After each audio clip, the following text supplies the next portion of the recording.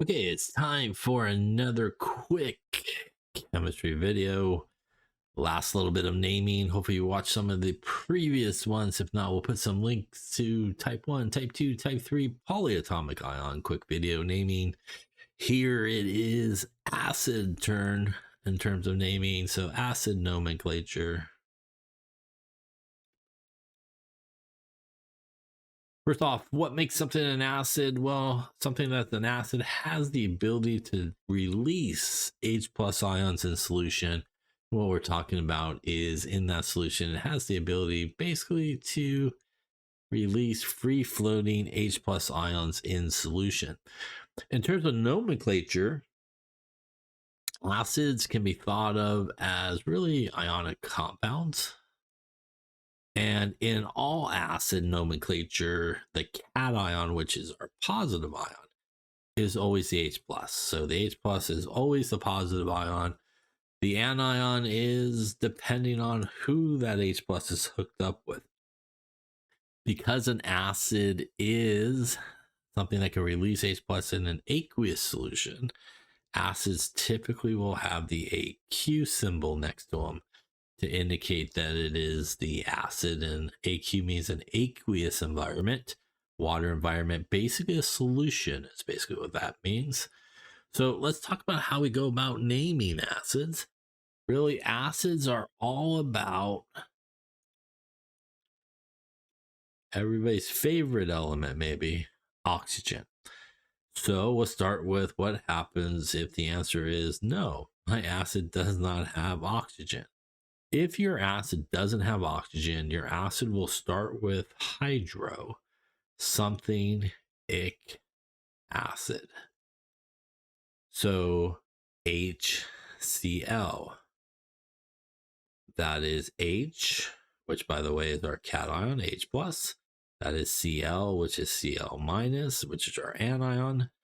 And in this particular case, no oxygen. So this is hydro. The missing part here is the negative anion, chloric acid. In this case, HBr. Once again, cation H plus for my acid. Br minus group 7. They both have aqueous, which tells me it's an acid, so no oxygen. So hydro, once again, negative ion, the missing part here, bromic, and again, acid in this particular case. And you may be wondering, didn't maybe in a previous one we talked about HCl being called hydrogen chloride? The answer is yeah, it is. And if it was like in the gas phase, it'd be hydrogen chloride gas. But when you kind of dissolve that into water, you get an aqueous solution, AQ here, of our HCl, and our HCl with the aqueous symbol means it's an acid, and it's going to be hydrochloric acid, as we just saw there on the previous slide. HI, no oxygen, so hydro. Again, this is going to be H plus and I minus, group 7, hydroiodic acid. So if you do not have oxygen in your acid, going to start with hydro, going to end with ic, the missing part, basically your anion in there, and acid. So what happens if our acid has oxygen? So if our acid is yes to oxygen, it will contain probably one of those polyatomic ions. And as you might remember, polyatomic ions end in ate, or ite, a vast majority of them, which means if your acid has oxygen and your polyatomic ion ends in ate, your acid name will be something ic acid. So HNO3. Hopefully you can recognize NO3. That is our nitrate, our NO3 minus, to balance out our H plus there, which is our cation. -1 and +1 gives us 0 when we put it together. No, this does have oxygen, so this becomes nitric acid. Remember, you ate too much, you feel icky, right? So that's a good way to remember it, perhaps. H2SO4 has oxygen, is an acid, got the aqueous symbol next to it. And that SO4 is really SO4 2-, which is sulfate. This will then become sulfuric acid. Now, why do we have 2 hydrogens here? Well, each one's +1, so just like a normal ionic situation, +1 +2 to balance out the -2. So we do need the proper charge there. So if your acid has oxygen, has a polyatomic ion that ends in 8, something ic acid. Once again here, no hydro on this one. So if you have oxygen in your acid, you should not be using hydro. Hydro is only for acids with no oxygen involved.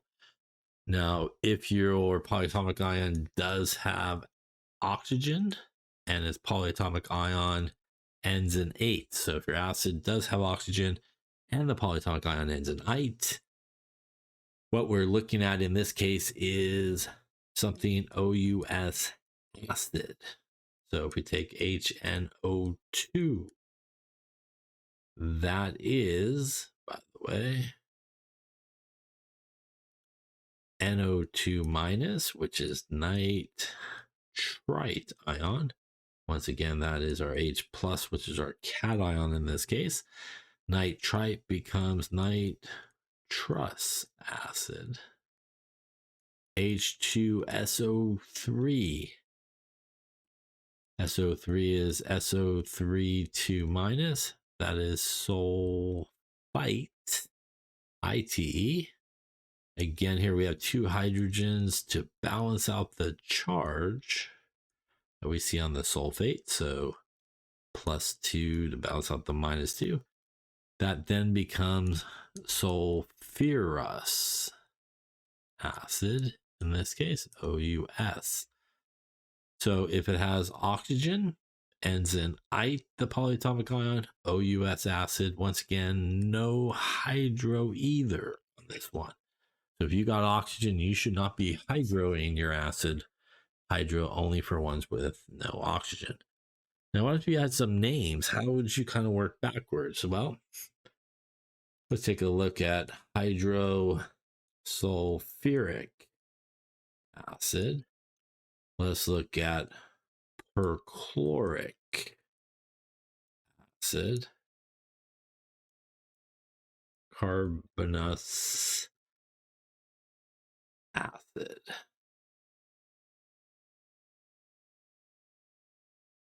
So how can we go backwards? Well, first we see it's an acid, and I see hydro, which means does not have oxygen.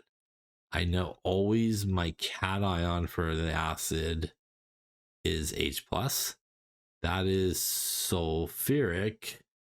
And remember, it does not have oxygen, which means it's not a polyatomic ion. It's actually going to be sulfide from the periodic table. And that would mean I need 2 of these hydrogens to balance out the charge. +1 +2 balances out the -2, giving me H2S. And again, typically here we put our aqueous symbol next to it. I look at this perchloric acid. No hydro tells me that it actually has oxygen, this one. I know it ends in ic, which means, you know what? That polyatomic ion should end in 8. I can literally kind of scratch out the ic and just put the 8 in there. And now I see that looks a lot like perchlorate, which is this. And I know the acid always has H+. So now I can put it together. 1 and 1 gives me, not 2 in this case, gives me a little perchloric acid. Again, with the aqueous AQ symbol next to it there. Carbonous acid, again, no hydro tells me it does have oxygen, probably a polyatomic ion.